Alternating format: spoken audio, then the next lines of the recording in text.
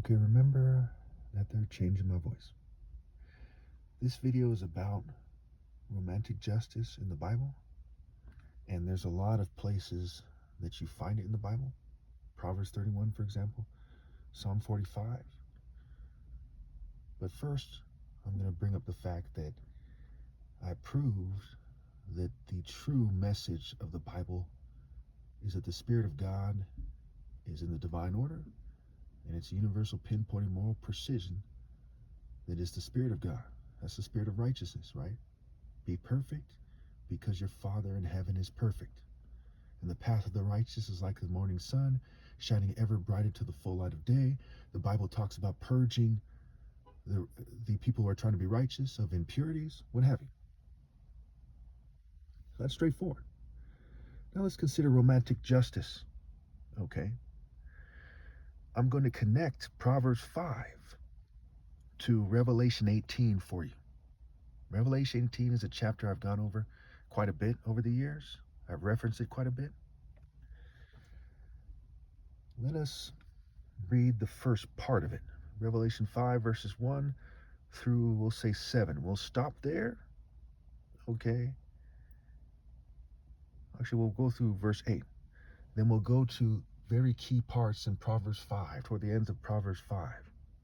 And we'll show you how romantic injustice is what has caused the end of the world as you know it, the end of the age of the possibility of connecting to God, and people are transitioning into an age where there's no way to do God's work. And there's a lot of people in denial about this, just like rich people are in denial about their blood money, their ill-gotten gains, what have you. This video is not about insulting anyone, but about telling the truth. Revelation 18, lament over fallen Babylon.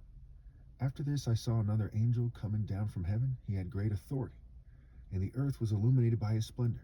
With a mighty voice he shouted, Fallen, fallen is Babylon the Great. She has become a dwelling place for demons, and a haunt for every impure spirit, a haunt for every unclean bird, a haunt for every detestable animal. For all the nations have drunk the maddening wine of her adulteries. These adulteries are in the form of worshiping other deities, and in the form of romantic injustice, especially in terms of dating and marriage. Because if you marry someone for their money, or because you follow a church, or because you follow your mentor, or anything, you marry someone outside the divine order, you've married them for the wrong reasons. Okay, the secular conception of love is inadequate.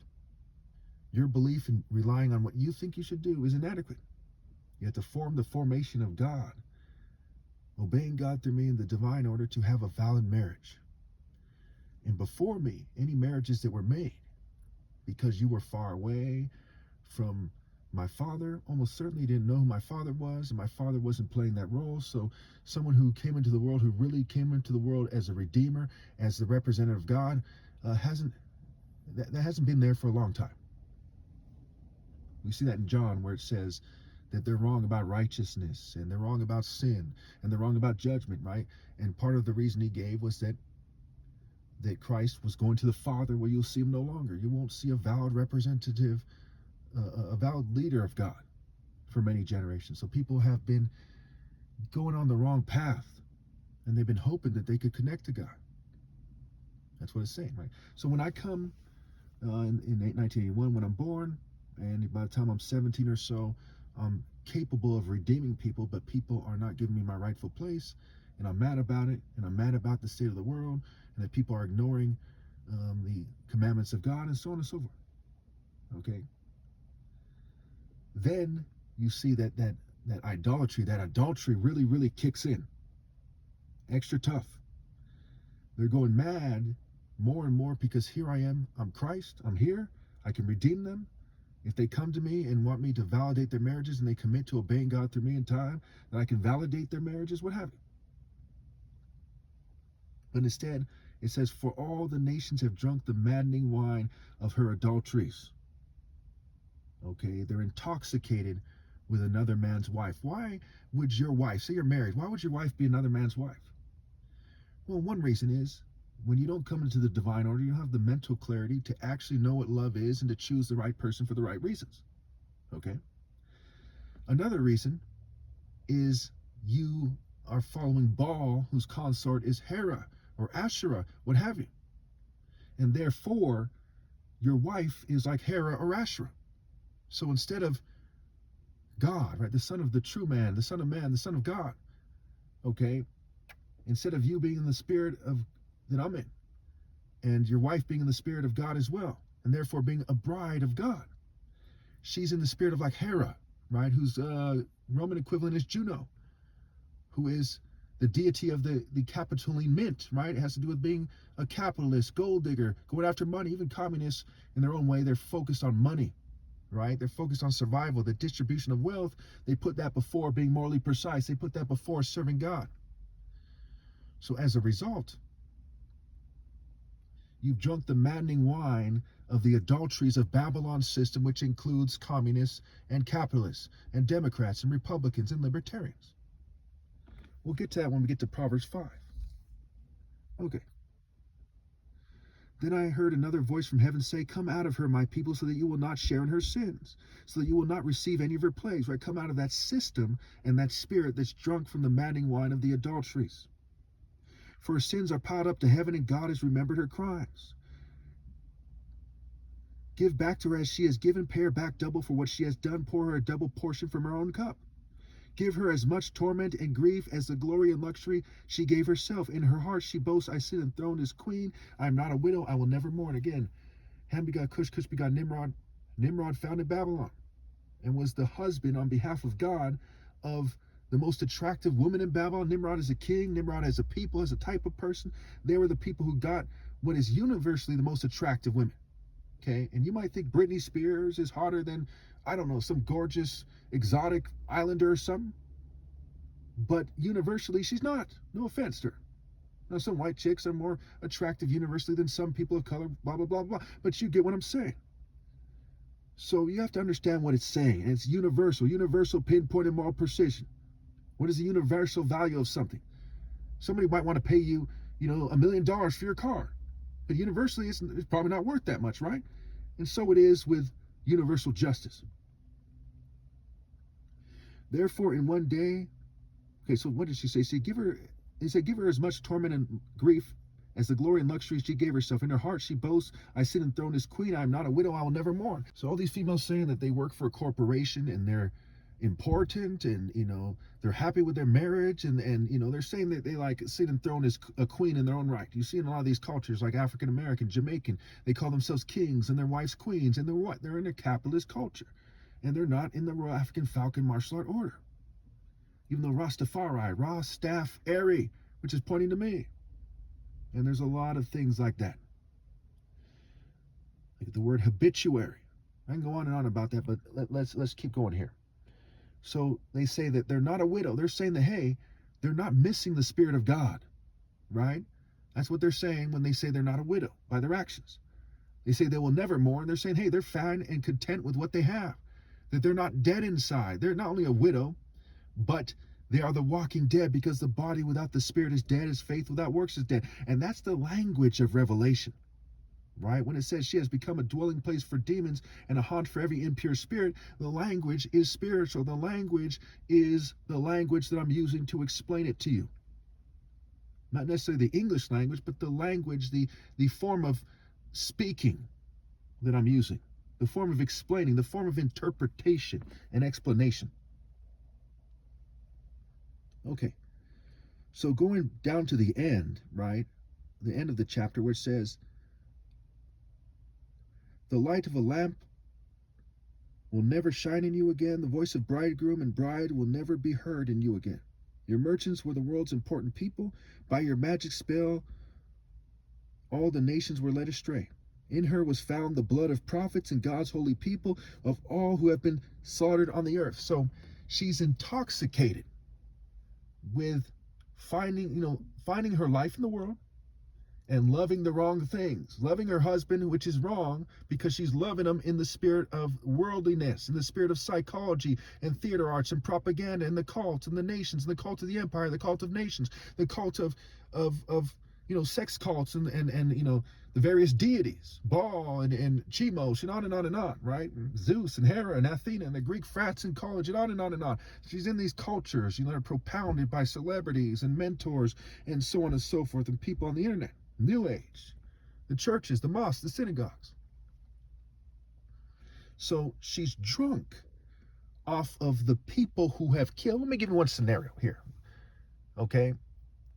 She's drunk from, figuratively speaking, right? She's intoxicated. She's in a deluded state of mind, and she's marrying the people and their descendants who have not repented, who have slaughtered people to take their women, right? What is colonialism? Slaughtering people and raping a bunch of people and forcing them to do, the colonists' will.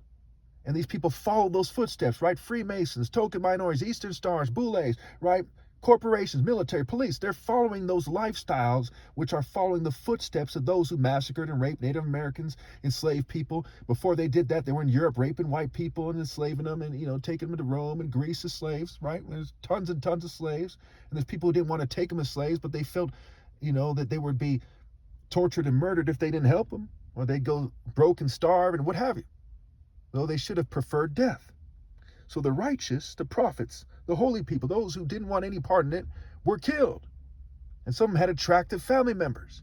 And so these people raped them and forced them into marriage. They forced them into their ways. They took advantage of their lack of courage and heart and loyalty to God, and they reproduced with them. So in more than one way, they're drunk from shedding their blood. They're drunk from having children with their women, like the rape of the Sabines in popular culture, in Roman culture. Having children with their women. And their children, their offspring, then have the blood of the saints in that sense. So if it's true in a sense, then it's what it's saying. In the sense of their offspring have the blood mixed in with them of the people who were loyal to God. And in the sense that they killed the people who were loyal to God. Okay? If you have any questions, put in the comments. So it connects definitively to invalid marriages, romantic injustice, who's dating who and why, and sometimes it's more subtle. Just because someone doesn't have a gun to a female's head doesn't mean that they didn't interfere with her cognitive ability, her conscious ability to make a sound choice. Doesn't mean they didn't interfere with her cultivative process, which led her to not putting God first. Or they tricked her into thinking that going to church is magically putting God first. And on some level, she knows it's wrong. And they studied psychology. They studied people until they had it down to a science. And they made it so people who otherwise would have chose God didn't. And there's a spectrum of how close they come to being naturally loyal to God. And they bred them to be unloyal.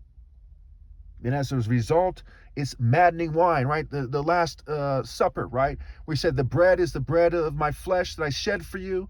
And it's the bread of God's presence in the Old Testament. And the wine is the blood that I shed to bring people to God. Being put on the cross. He shed his own blood, so to speak. And Rome shed his blood. And some people in his family probably had kids, and they're probably raped and assimilated to the Roman Empire and so on and so forth. So being related to Jesus is not necessarily a good thing. You see what I'm saying? In my case, it is, because I am Christ. But in the case of someone who, let's say that Jesus actually existed in Rome. In the case of somebody saying, hey, I trace my bloodline to James, the brother of Jesus, da-da-da-da-da, therefore his blood is in me. Well, why are you still here? What the fuck, right? Because you've been doing the Romans' bidding for generations, you think that's a good thing? You testify against yourself that they're the offspring of the Judases who betrayed the holy ones, and you say, I have their blood. That's stupid. Okay, now let's connect that maddening wine to Proverbs 5. And there's other places in the Bible. The cup of the wrath of God's fury. There's other places. But in this video, let's try to keep it simple for you. Maybe I'll do a part 2 where I touch on that other stuff. Let's start with verse 11.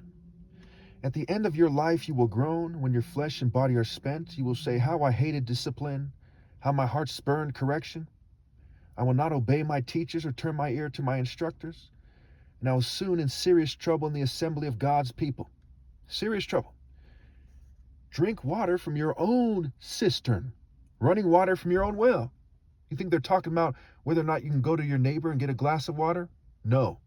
It's talking about the water symbolizing the people, the nations, the multitudes, the languages. We see elsewhere in Proverbs 21, it says, it's verse 1, it says, in the Lord's hand the king's heart is the stream of water that he channels to all who please him.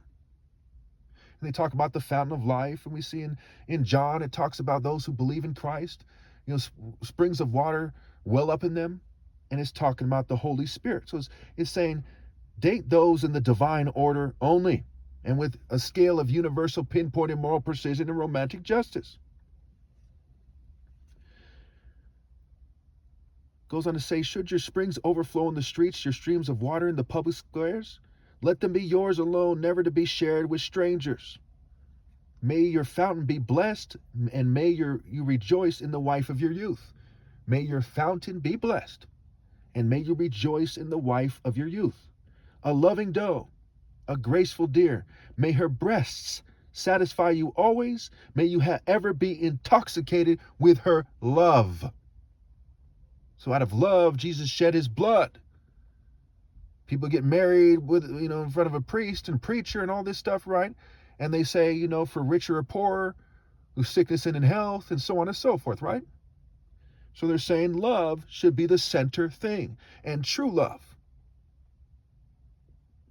You're taking vows before God because you're supposed to obey the commands of God.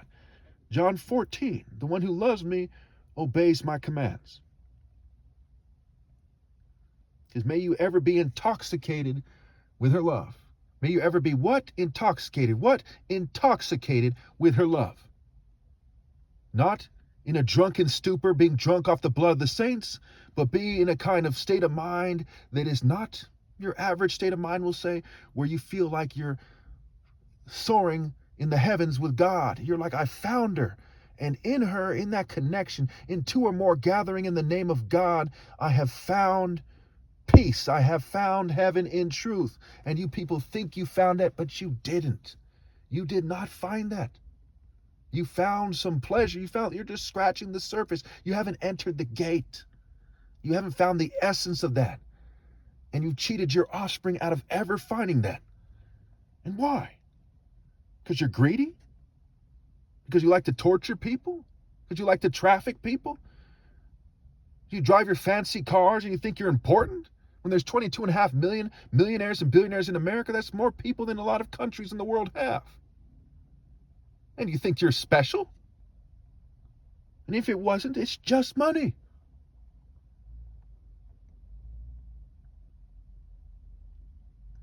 He goes on to say, why, my son, be intoxicated with another man's wife? Why embrace the bosom of a wayward woman? Why? Wayward, right? Warding the Spirit of God. Why? Why would you choose to worship Baal and Asherah? Why would you choose to worship a deity of sailors, merchants, pirates? Word pirate is rape, it's scrambled. A deity of rape by deception, Serapis, whose name is rapes is scrambled.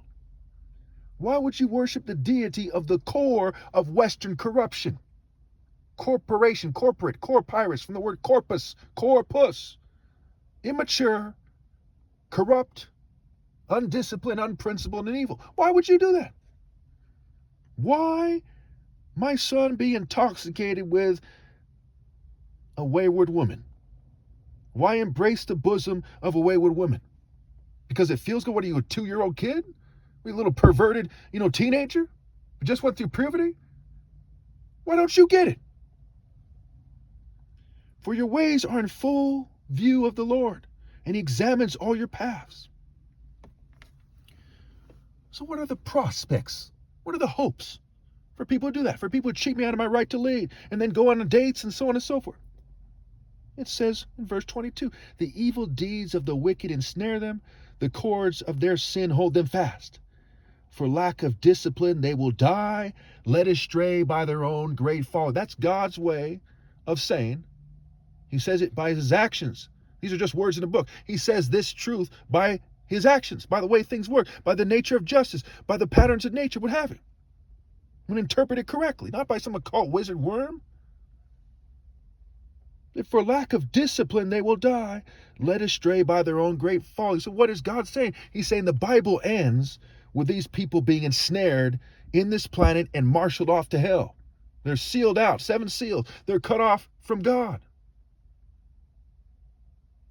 7 abominations fill their hearts. For lack of being disciplined enough to seek ye first the kingdom of heaven and find it correctly.